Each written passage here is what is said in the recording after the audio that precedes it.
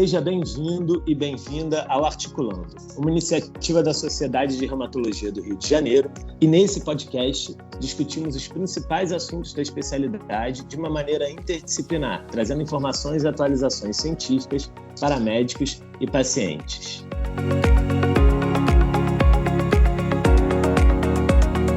Eu sou Bruno Bordalo, reumatologista e médico no Hospital Universitário Antônio Pedro, da Universidade Federal Fluminense, e também sou membro da equipe editorial do Boletim da Sociedade de Reumatologia do Rio de Janeiro. E nesse episódio, vamos conversar sobre o diagnóstico diferencial das miopatias e principalmente da polimiosite, juntamente com a presença ilustre do Dr. Jean da Costa Nunes. Ele é médico, neurologista, patologista e neuropatologista, professor da Universidade Federal de Santa Catarina e pós-doutor em neuropatologia pelo Instituto für Neuropatologie Rudolf Virchow Haus, Charité, em Berlim, na Alemanha, e diretor médico da Neurodiagnóstico Brasil. Seja bem-vindo ao Articulando, Dr. Jean. Muito obrigado, Dr. Bruno. Queria inicialmente agradecer por esse convite. Acho que é aquele tipo de bate-papo em que a gente mais aprende do que ensina, mas o meu interesse aqui é poder trazer um pouquinho da nossa rotina, para quem trabalha com essa área aí tão peculiar, da medicina, e contribuir com os nossos pacientes e com os nossos colegas, E também queria aproveitar a oportunidade para parabenizar, pela criatividade aí do Articulando, Acho que essa é uma janela de grande aprendizado aqui, Porque as relações interdisciplinares aí entre a reumatologia e as demais são enriquecedoras, Já em algumas oportunidades aí pude participar de alguns congressos conjuntos aí, voltei cada vez mais motivado aí a estudar essas interações. Então, muito obrigado. Bom, Jean, eu acho que hoje a gente vive um cenário de mudança grande no paradigma do diagnóstico das neuropatias.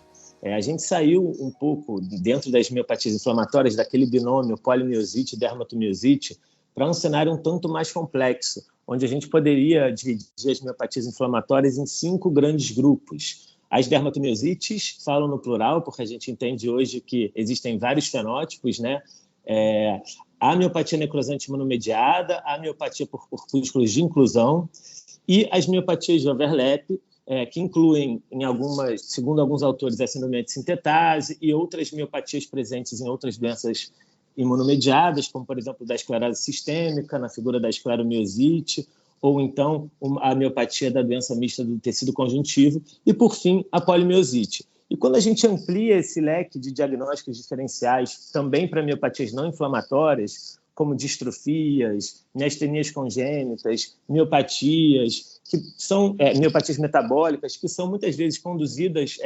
e diagnosticadas mais por neurologistas, essa situação fica ainda mais complicada. Então, a minha primeira pergunta seria: quais os dados na história, da anamnese, exame físico, que a gente deve prestar atenção quando a gente tenta fazer uma diferenciação entre uma miopatia inflamatória e uma miopatia não inflamatória? Essa é uma pergunta realmente muito interessante, Bruno? E talvez ela seja uma das perguntas aí mais complexas dentro dos diagnósticos diferenciais em medicina, Porque quando começa a se estudar as miopatias, a gente vai ter doenças de inúmeras etiologias, com evoluções distintas, com comportamentos clínicos distintos, E eu sempre costumo dizer que nesse cenário não existe uma janela isolada que seja absoluta. Então, na verdade, a resolução e a distinção dos diagnósticos, ela se dá por um somatório de informações preponderantes nesses diferentes cenários, Sendo que, talvez de forma mais relevante, como em tudo em medicina, a avaliação de uma boa anamnese e um exame físico vão ser a bússola ideal para os próximos passos que se seguirão com exames poderosos aí, Mas eles só vão fazer sentido se eu tiver uma linha de raciocínio já bem estabelecida, Eu colocaria, assim, como um dado preponderante da anamnese, a idade de início dos sintomas, Embora isso pareça um recurso extremamente simples, nem sempre é claro a gente saber em que idade iniciou o sintoma das miopatias, porque muitos pacientes eles se adaptam, né, às dificuldades que vão surgindo e nem sempre conseguem determinar com clareza o que está acontecendo. Então, eu preciso esmiuçar, né, se ele tinha fraqueza quando realizava alguma atividade física, a partir de que momento ele precisou da ajuda de um terceiro, se, enfim, né, esse esmiuçamento ele faz bastante parte do diagnóstico diferencial, porque algumas doenças vão ter faixas etárias exclusivas de início, né, e outras vão ser praticamente excluídas de acordo com essas faixas etárias também, né. Um elemento também bastante importante da anamnese é se existe algum histórico familiar, né, sendo que a ausência de algum achado da história familiar, de algum acometimento, não exclui completamente uma doença genética, né? Então, isso é bem importante, né? A gente lida aí com as doenças recessivas, a gente lida também com um passado onde não se tinha nenhuma capacidade de aprimoramento de um diagnóstico, então esses pacientes eles eram incluídos em diagnósticos presuntivos, né? Que nem sempre estavam corretos, né?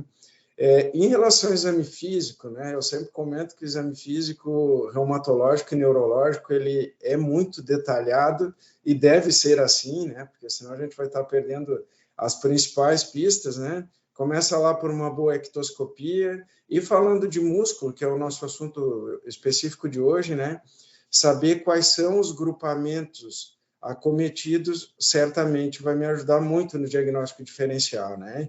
Se é um comprometimento seletivo de algumas musculaturas, se é um comprometimento simétrico ou assimétrico, se ele envolve alguns músculos distais, se ele envolve a musculatura ocular extrínseca, né? Se existem sintomas de disfunção de deglutição, enfim, né? Então, realmente, são elementos muito importantes ali, né? E, no final, eu sempre faço, né, Bruno, quando estou entrevistando um caso difícil, né, um compilado dessas informações na minha cabeça, às vezes de 1h30, 2 horas de uma conversa, ou de conversas seriadas, né, de quais foram os pontos que brilharam nessa história e que eu selecionei agora para me ajudarem a definir as próximas etapas. Então, acho que esse seria o roteiro ideal, sabe? Perfeito, Jean. E como reumatologista, né, eu sempre busco nesses pacientes também estigmas de autoimunidade, né? Sempre dou uma olhada nas mãos, vejo se tem mão de mecânico, se tem alguma lesão cutânea, uma telangiectasia periungueal, uma hipertrofia cuticular. A gente presta atenção também se tem algum rash, se há uma pneumopatia intersticial, estigmas que possam sugerir que aquela miopatia é inflamatória. Porque quando a gente não acha nenhum estigma, né, a gente pode estar principalmente de frente a uma miopatia necrosante imunomediada, que muitas vezes não tem esses estigmas de autoimunidade, mas algumas vezes tem alguns estigmas, mas na maioria das vezes não, do que a gente chama de polimiosite e da miopatia de corpúsculo de inclusão. E aí eu acho que é o momento que a gente deve pensar, antes de dizer que o paciente tem polimiosite, será que ele tem uma miopatia congênita, uma miastenia, uma distrofia? E aí vou emendar na minha segunda pergunta. Dentre as miopatias não inflamatórias, quais seriam os grandes simuladores da polimiosite na sua prática? Realmente uma boa pergunta também, Bruno. Eu costumo dizer, né, que qualquer circunstância, né, que ocasione uma tetraparesia proximal é diagnóstico diferencial de uma miopatia inflamatória, né? Acho que esse seria o principal cenário, né? Óbvio que algumas vão ser mais frequentes, né? Pelo que eu vejo aqui na prática, né, do dia a dia, o principal diagnóstico diferencial de uma miopatia inflamatória são as distrofias de cinturas, né? E por que isso acontece, né? Porque geralmente elas compartilham a mesma faixa etária de surgimento, que é adulto jovem, né? Quando começam os sintomas ali, né? Das distrofias de cinturas, né? Só que quando eu falo sobre distrofias de cinturas, existe aí também algumas dezenas de entidades, né? Que estão aí dentro, né? Algumas autossômicas dominantes, outras autossômicas recessivas, cada vez, né? Elas são aí divididas por números e letras, né? Tipo 1, tipo 2, A, B, C, D, e cada vez vai faltar a letra do alfabeto aí, então, para tantas entidades aí, né? Mas existe uma que realmente é extremamente difícil de fazer esse discernimento e que eu acho que a biópsia é o exame mais claro, né, para fazer essa distinção, que é o grupo das disferlinopatias, né? Então, a disferlina ela é uma proteína que compõe o sarcolema da fibra muscular, né, a membrana plasmática, né? E quando ela é faltante ou quando ela é anormal, existe curiosamente uma suprarregulação do MHC e existe um ataque dessas fibras por CD8, né? Então, se não é feita uma investigação completa, até dentro de um cenário estrutural, elas podem se confundir, né? Então, eu comento que tem algumas dicas clínicas, né? Por exemplo, nas disferlinopatias, geralmente, a evolução ela não é em surtos, né? Surtos e forma remitente, né? Ela é uma forma mais contínua e progressiva, né? Existem alguns tipos de disferlinopatias, né? Um acometimento da musculatura pré-tibial, então ocasionando lá um pé caído, similar ao que a gente vê nas neuropatias, né? Existe geralmente, né, algum acometimento da musculatura de suporte da escápula mais sério do que o que costuma ser visto nas miopatias inflamatórias, né? Então, o que fazem a gente pensar, mas em nível de CK, eletroneuromiografia, achados radiológicos, elas são realmente semelhantes. Então, a melhor distinção que se faz nesse cenário é fazer imunistoquímica para ver se a disferlina está preservada ou não, né? Perfeito, Jean. E eu acho que cabe a gente ressaltar também, né, que a herança da disferlina das disferlinopatias é recessiva, então muitas vezes a gente não vai ter uma história familiar positiva e a gente tem que procurar também casamentos consanguíneos, enfim, a gente tem que realmente, é um diagnóstico que a gente tem que cavar. E muitas vezes, se a gente faz uma análise histopatológica num laboratório que não faz uma imunistoquímica, o laudo vai vir muito sugestivo de polimiosite, né? Vai vir com infiltrado endomisial, CD8, hiperexpressão de MHC, e esse sem dúvida, para mim, é o grande simulador da polimiosite. Inclusive, muitas vezes o início dos sintomas é mais tardio mesmo, né? Fica bastante semelhante à polimiosite.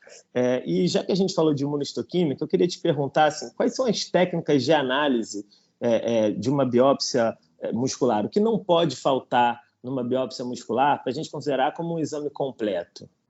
A biópsia muscular, Bruno, assim, eu me envolvo com contextos clínicos e com métodos laboratoriais, né? Então, a gente trabalha com investigações mais sofisticadas, né? E eu sempre costumo dizer que a biópsia muscular talvez seja um dos exames mais poderosos que existem, né? Só que dentro de um cenário de plenitude do desenvolvimento das técnicas, né? Então, eu preciso ter todo o arsenal montado para conseguir prestar todas as informações que realmente ela pode prestar, né? E eu costumo dizer que o avanço da técnica e o aprimoramento dela, né, já começa com o preparo do material. Então, tem que ser um material congelado, crioprotegido, né? Porque essas fibras que vão ser analisadas, elas, em tese, elas ainda estão vivas, né? Só que com as atividades enzimáticas cessadas pelo congelamento, né? Porque a partir do momento em que eu inicio as técnicas, inclusive as técnicas enzimáticas, eu preciso ter ciência de que as enzimas, obviamente, estão ativas, né? Então, isso faz com que algumas outras técnicas tradicionais, utilizadas em laboratórios gerais, né, não possam ser utilizadas aqui. Por exemplo, a fixação em formol, né?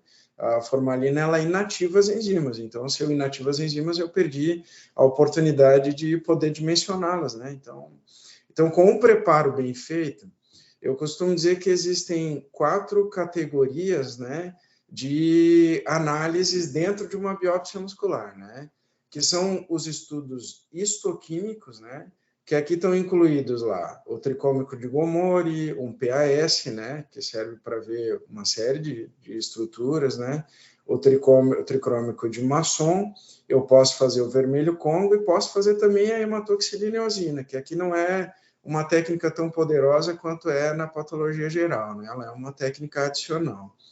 A segunda categoria de métodos, né, que são utilizados na biópsia muscular são os estudos enzimohistoquímicos. Então, é aqui que eu vejo se existe atividade inflamatória, é aqui que eu vejo se existe atividade mitocondrial de diferentes elementos, por exemplo, da cadeia respiratória, né? É aqui que eu vejo, por exemplo, se a fosforilase, se a milfosforilase ou se a fosfofrutoquinase estão ativas ou não, a fosfatase ácida, enfim, né? Só citando exemplos de algumas enzimas que podem ser avaliadas aqui. Depois vem um degrau bastante importante, né? Porque ele é bastante objetivo, né? Que é o estudo imunistoquímico. Então, com o estudo imunistoquímico, eu consigo saber se a fibra está denervada ou não, qual é o tipo de fibra que é preponderante, qual é o tipo de fibra que está acometida, né? Existem algumas imunorreações que me auxiliam nisso. Eu consigo ver no contexto das doenças inflamatórias qual é o tipo de infiltrado inflamatório que está presente lá, SCD20, SCD8, SCD68, lá eu consigo testar o C5b9, né, um MAC tão importante, né, na miopatia necrotizante imunomediada, né. Enfim, existe uma série de técnicas, inclusive a disferlina, a distrofina, várias proteínas, né, de membrana que, quando ausentes, eu vou conseguir detectar lá. E para alguns casos hoje, ainda existe a possibilidade de se fazer a microscopia eletrônica, né. Ela não é realizada hoje rotineiramente, porque muitas vezes já se tem a resposta com os degraus anteriores, mas é indubitável que algumas circunstâncias mais difíceis aí, né, principalmente nas mitocondriopatias, né, existe ainda um elemento definitivo aí na avaliação microscópica eletrônica, né. Então eu sempre comento, né, que da mesma forma lá que clinicamente eu começo com a identificação do paciente, uma anamnese, um exame físico, né, dentro da avaliação de uma biópsia muscular, eu também tenho degraus de raciocínio ali, né? Então, algumas técnicas para cada caso vão ser mais importantes, mas a realização de todas elas é muito importante para que eu consiga incluir no meu raciocínio elementos importantes e excluir algumas doenças que não fizerem sentido dentro de uma avaliação estrutural, né? Perfeito, Jean.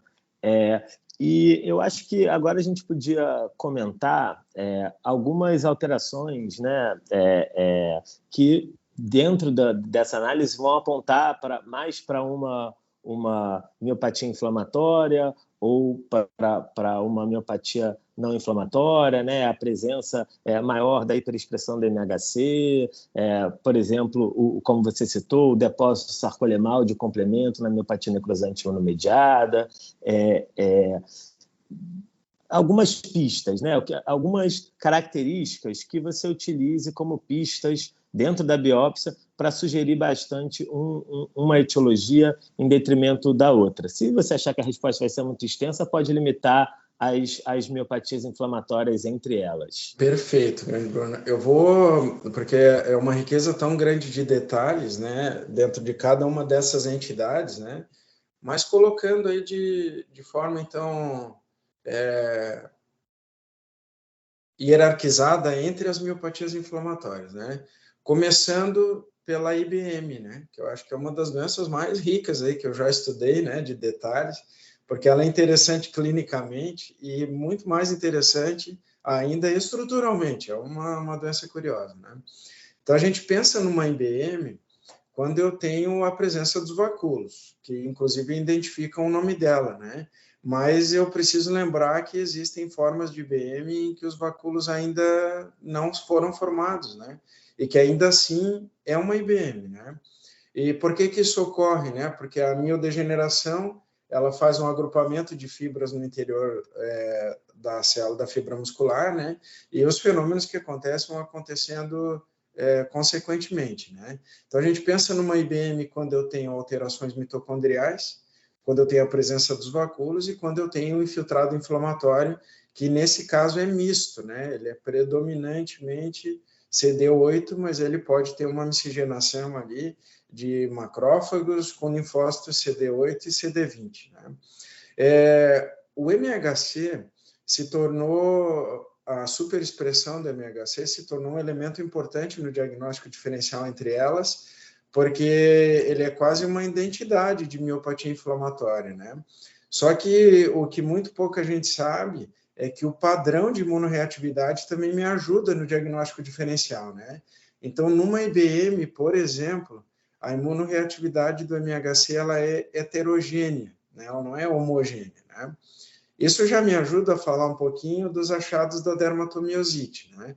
Na dermatomiosite eu tenho uma atrofia perifascicular, acho que isso é bem detalhado aí nos livros, né? Só que tem uma questão curiosa também na dermatomiosite, é que a superexpressão da MHC ela também é mais perifascicular e existe uma questão bem interessante, né? Que as fibras que estão mais internas elas têm uma reatividade menor, as que estão mais externas têm uma reatividade maior, né? A miopatia necrotizante imunomediada, ela tem um achado curioso na MHC que ela tem uma imunorreatividade geralmente homogênea, mais fraca, né? E a polimiosite, que é um diagnóstico hoje bastante curioso, mas os livros ainda comentam sobre ela, né? E o meu papel aqui é trazer o que a ciência tem de momento, né? Vamos conversar um pouquinho provavelmente sobre ela em breve, né?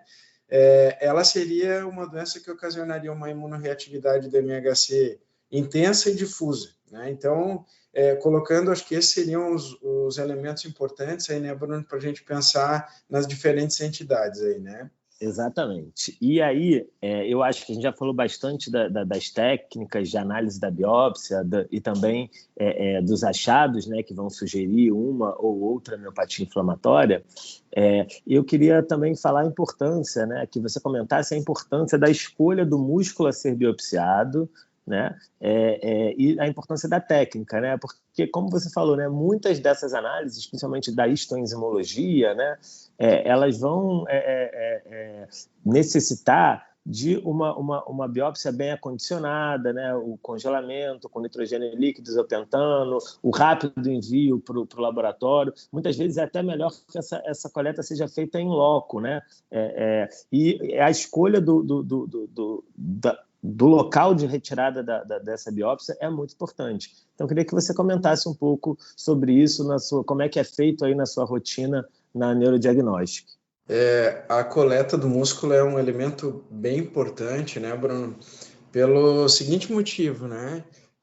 Embora quando a gente fale de miopatia, a gente deduza que toda a musculatura estriada esquelética estivesse doente, isso não é verdade, né? É um capítulo muito curioso, né? Porque não existe elementos, a princípio, né, claramente distintivos entre as fibras, mas as doenças têm predileções por grupamentos musculares específicos, né? Então, se eu estou pensando, por exemplo, numa IBM, pensar em biopsiar o quadríceps é um bom pensamento, né? Por quê? Porque o quadríceps é a musculatura mais precocemente acometida em uma IBM, então é bem provável que ali eu já tenha alterações mais claras, né? Só que existe uma ressalva dentro desse raciocínio que é lógico, né? Eu preciso ter clareza que aquela musculatura ela está danificada, então isso eu consigo com um bom exame físico, né? Também posso conseguir essas informações através de um achado eletroneuromiográfico ou através de um achado radiológico, né? Ou um somatório desses três elementos, né? Mas eu preciso me certificar através de um desses três de que realmente aquela musculatura está comprometida.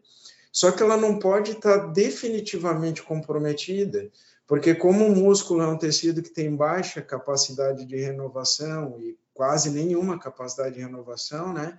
Pode ser que eu me depare no procedimento cirúrgico com um músculo que esteja completamente lipossubstituído.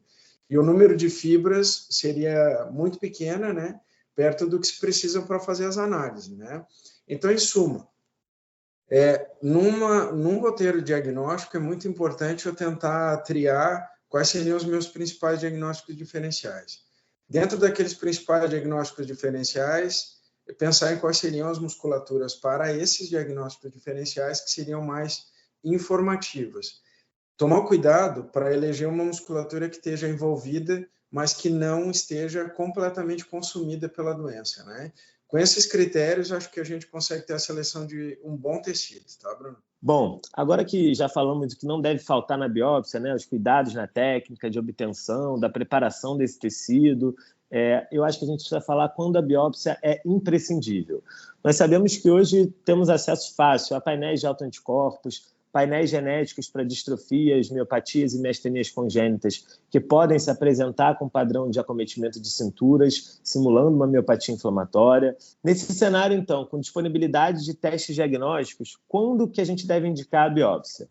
Antes de um painel genético? Após um painel? Quando que a gente pode dispensar a biópsia e quando que ela vai ser indispensável? A minha resposta, Bruno, ela é aquela resposta que a gente não gosta de dar, né? Mas depende, tá? Depende. E depende do quê, né? Depende dos elementos clínicos que eu consegui obter com a entrevista desse paciente e com alguns exames complementares que eu tenha solicitado, né? Porque eu costumo dizer que a investigação de miopatias, né? Ela não é uma reta, ela pode ter uma rota, né? E essa rota ela vai ser determinada para cada situação específica, né? Sendo que, né, para mim faz muito sentido, né, Bruno, solicitar um teste genético quando eu suspeito de uma doença genética, né? Agora, talvez com a disponibilidade de alguns testes e alguns painéis, existem algumas incoerências dentro de um ambiente clínico, né? Às vezes eu estou com fortes indícios de que tem uma doença com fenômeno de autoimunidade, sem nenhuma suspeita de alguma doença hereditária e a solicitação de um painel genético. Aí né? Para mim isso parece incoerente, né? Da mesma forma, né? Então, se eu tiver um forte histórico genético, né, solicitar um exame genético antes de uma biópsia muscular faz todo sentido, né? Então, eu colocaria assim, né, que a partir daquelas hipóteses que eu criei, reunindo elementos da anamnese, do exame físico e dos principais exames complementares, né, eu estabeleci minhas suspeitas, né, e se essa suspeita for de uma doença genética, talvez partir para um teste genético possa ser um elemento importante, sendo que ele é um degrau bastante alto, né? Porque quando eu estou pesquisando, eu já devo pedir, eu sempre aconselho isso, né? Algum teste genético, já tendo certeza do que eu vou esperar dele, né? Porque aquela caçada completamente sem alvo, né? Pode ser completamente infrutífera e pode me tirar de uma trajetória que seja uma trajetória correta, né? Às vezes aparece um elemento lá que nem justifica o quadro que eu estou pesquisando e às vezes a gente fica pegado àquele detalhe e deixa de valorizar elementos que eram mais importantes, né? Por outro lado, quando existe dúvidas, né? Se eu não sei se é genético ou não, né? Eu não faço ideia. O elementos da história e os exames complementares prioritários não me ajudaram nisso. A biópsia, para mim, é um exame bastante importante, porque ela vai me dar essas pistas com clareza, né? Se eu vou para um lado ou se eu vou para outro. Ela pode ser um exame definitivo, ela pode ser um passo a mais que eu posso ter que complementar, talvez com a investigação de algum gene específico, isso pode acontecer, né? Uma outra coisa importante, que embora pareça ser raro, não é tão rara essa circunstância, de eu fazer uma investigação e no final da investigação clínica não ter certeza se é um comprometimento neurogênico ou miopático, né? Então, a biópsia também vai fazer essa distinção, né? E no caso das miopatias inflamatórias, das miopatias congênitas, das miopatias mitocondriais, de algumas doenças de depósito, ela pode prestar achados definitivos, né? Então, ontem mesmo estava eu olhando ali uma paciente que não tem nenhuma lesão cutânea, mas na biópsia dela está claro que ela tem achados de uma dermatomiosite. Definitivo, está ali, o diagnóstico está sedimentado e está claro, né? A biópsia ela é um exame bastante informativo, né? Então, acho que seriam essas as circunstâncias, né? Sendo que eu gosto de pensar, Bruno, que a biópsia ela é uma magnificação daquilo que eu vejo numa entrevista e no exame físico, porque ali eu estou vendo a célula, né? Então, ela é um passo, para mim, bastante importante, salvo se eu tiver uma história genética que seja bastante clara, que já me permita ir direto para um teste genético, mas essa situação não é tão comum quanto se julga que ela é, tá? Perfeito, Jean. Eu só complementaria que muitas vezes também a gente faz o teste genético e depois a gente tem que partir para a biópsia também, né? Porque às vezes você encontra uma variante de significado indeterminado, né, uma VUS, por exemplo, e você não sabe a tradução clínica daquilo, né? E às vezes quando você faz a biópsia, você consegue detectar ou um mau funcionamento de alguma enzima, ou então alguma alteração estrutural que vá fazer sentido e dar, né, acrescentar a patogenicidade ali daquela variante. Perfeito. O teu comentário perfeito, tá, Bruno? Hoje existe exatamente isso, né? Que daí muitas vezes se julgou o teste genético como o teste preliminar e a dificuldade de interpretação dele pode acontecer a ponto de a biópsia ser decisiva agora, se aquilo faz algum sentido ou não, né? Essa também se tornou uma indicação relativamente frequente da biópsia muscular, né? Recentemente até algumas VUS, né, a gente descreveu variantes patogênicas porque ficou muito claro na biópsia que era realmente esse o motivo. Ou então o contrário, né, não apareceu nenhuma alteração que justificasse que aquela alteração genética era o motivo pelo qual existia algum grau de fraqueza. Excelente, Bruno. E você falou em uma resposta anterior, né, um detalhe que eu iria justamente provocar, né? Como é que a gente faria? É impossível sem a biópsia, por exemplo, a gente diferenciar uma miopatia necrosante imunomediada de uma dermatomiosite sinidermatitis, né, que a gente sabe hoje que existe, né, tanto comprovando por alterações características histopatológicas, como, por exemplo, a gente consegue ver na biópsia uma assinatura de interferon na dermatomiosite, né, através de algumas proteínas específicas que são superreguladas quando a gente tem uma assinatura de interferon muito importante, como, por exemplo, a proteína MXA, né, a proteína de resistência ao mixovírus A, por exemplo, e além disso, com autoanticorpos, né? A gente sabe muitas vezes que tem casos descritos na literatura, né, de pacientes com dermatomiosite sinidermatite com autoanticorpos positivos, como, por exemplo, o anti-NXP2, que é o mais frequente nesse cenário. Então, assim, sem a biópsia, realmente fica difícil a gente fazer essa distinção, né, pelo fenótipo, né? E aí eu queria fazer uma pergunta polêmica, que a gente deixou para o final. Eu imagino que você já esteja esperando qual que vai ser essa pergunta, né? Diante de todo esse arsenal de análises que você domina e dispõe como poucos, acho que a gente aqui no Brasil tem o privilégio de poder contar com você. Você tem ainda dado laudos de polimiosite? Você acredita na existência da polimiosite? Ou você acredita que a polimiosite, na verdade, é um saco de gatos com diversas miopatias inflamatórias e não inflamatórias, erroneamente classificadas? Assim, eu acho que uma coisa é certa, né? Na literatura, quando a gente vai ver a literatura, a gente tem que olhar com muito critério, porque a gente não tinha ferramentas para diferenciar o que não era polimiosite. Então, era um diagnóstico muito frequente, que ele foi sendo cada vez mais esvaziado. E aí, hoje, como você enxerga isso, Jean? Pergunta difícil, viu, Bruno? Talvez ainda não exista realmente uma resposta definitiva científica para isso, né? E talvez essa divergência que exista entre passado e presente, né, ela realmente seja fruto de uma dificuldade enorme no passado de conseguir se esclarecer mecanismos etiológicos e diagnósticos definitivos, né, Bruno? Então, com a sofisticação das técnicas, né, e com uma difusão delas na literatura, se descobriu que esse suposto grupo, né, de polimiosite, ele saiu da maioria dos diagnósticos dentro da miopatia inflamatória para uma parcela hoje extremamente pequena, e existe até um questionamento se realmente o que está sendo detectado ali não é alguma fase preliminar de uma doença autoimune que ainda não manifestou outras manifestações sistêmicas, né? Mas, enfim, né, ainda não existe uma clareza disso. Mas o que eu comento aqui da nossa realidade, né, Bruno? Eu vi raríssimos casos, tá, Bruno? Raríssimos. Eu vou colocar assim que dentro de menos de 5% das análises que eu já fiz até hoje de miopatia inflamatória, de um quadro de comprometimento muscular primário com MHC suprarreculado difuso e com infiltrado CD8.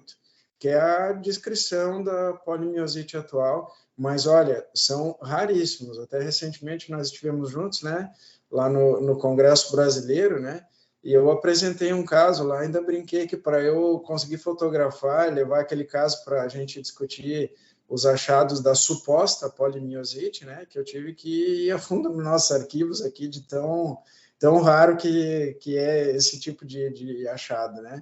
Muito provavelmente, muitos diagnósticos que no passado, né, entravam como polimiosite ou que eram submetidos a provas terapêuticas, né, realmente não eram, né? Hoje a gente sabe que existe uma miscigenação muito grande de confundidores e os confundidores são mais comuns do que a descrição habitual, né? Então, essa é o que eu diria nesse momento, né, do conhecimento científico, né? Perfeito, Jean. Eu acho que a gente tem uma visão um pouco parecida em relação ao que a gente chama de polimiosite hoje. E eu queria que você comentasse, para a gente finalizar um pouco, sobre uma nova entidade clínica que vem surgindo, né? Na verdade, foi descrita há bastante tempo, mas que a gente acho que hoje, através de mais técnicas de análise histopatológicas, né? E também de histoenzimologia, enfim, a gente consegue entender melhor, que é a PM-mito. Seria que você comentasse um pouquinho a respeito desse diagnóstico, né, que para alguns autores é um estágio inicial de uma miopatia por corpúsculo de inclusão, né, uma IBM esporádica, para outros é uma outra doença. Queria saber como você enxerga a PM-mito. A PM-mito é uma situação muito curiosa, tá, Bruno?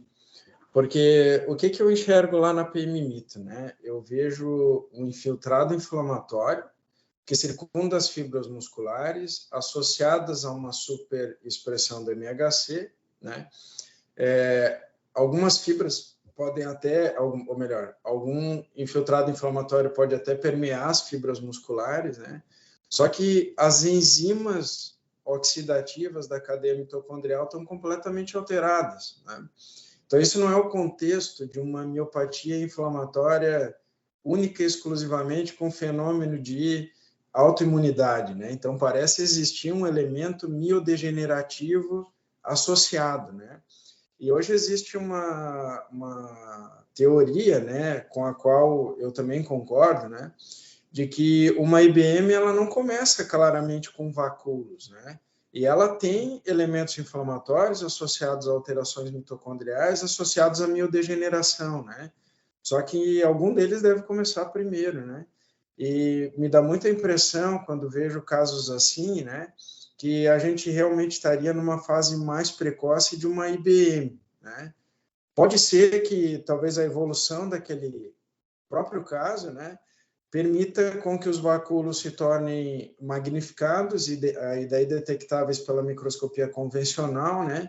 E tem um elemento também importante, Bruno, que, embora não estejam vacúolos, algumas proteínas da miodegeneração, como a P63, obictina, beta-amiloide, alfa-sinucleína, elas podem apresentar imunorreatividade no citoplasma dessas células, né? Então, realmente, a gente fica mais inclinado a pensar que isso possa ser uma manifestação precoce de uma IBM, né? Mais do que uma nova entidade, né? Mas talvez ainda precise mais estudos aí para ter uma definição bastante clara sobre isso, né? Mas essa é a impressão, né? Dentro do que a gente observa nas avaliações histopatológicas, né?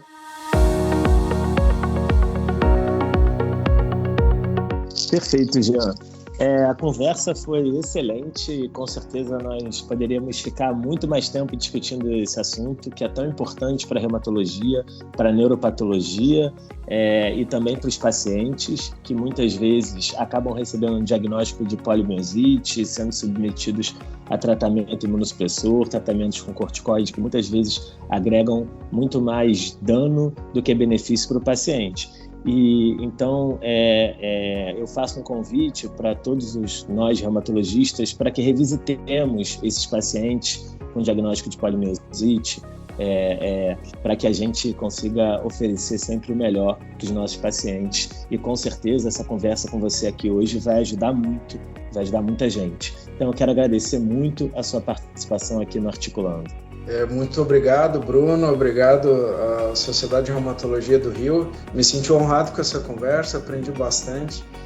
Espero que a gente possa estar junto aí em outras oportunidades ali. Acho que essa simbiose, essa cooperação ela é fundamental para ajudar os pacientes, que geralmente são situações difíceis e que não existe um único cenário, um único profissional, né, que possa dominar todo o conhecimento. Então aquela bonita integração, né, da medicina e das áreas aí, fazendo o aprofundamento do conhecimento. Muito obrigado.